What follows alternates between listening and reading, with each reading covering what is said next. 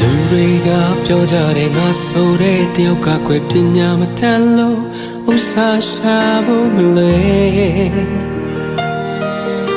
တခါတလေလဲပြောကြတယ်ငါဆိုတဲ့တယောက်ကကွယ်ပတ်စံရှိသူမှရန်ချပြနေတာတဲ့တခါတလေလဲစိတ်နဲ့တခါတလေလဲရန်ချတဲ့ရမင်းစိတ်နဲ့သက်ရှူခဲ့တယ်ချိန်မင်းထားခဲ့မယ်ဆိုတာလဲသိခဲ့တယ်ဘာများငါတတ်နိုင်အောင်မလဲငါပိုင်နာချ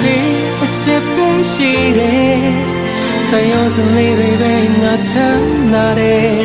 သိခါကြစရာတဲ့နှလုံးထဲဘဝကမျက်နှာငယ်ထားခဲ့ရင်နေခဲ့ပါမယ်စတူးကြလေငါနှုတ်ဆုံးလိုက်မယ်နာချင်နေပေမဲ့နေကောင်းဆုံးလမ်းကိုရွေးပါမေးထားပေးဖက်ပေးမယ်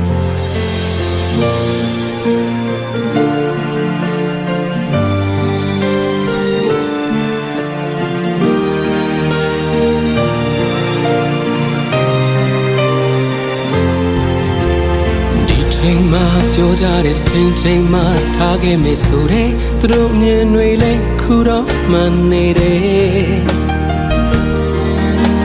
မစ်ဆိုတဲ့စိတ်လေးနဲ့ခေါင်းငုံထားတယ်မင်းပြောဖို့အတွက်ဆုံးငါဥစား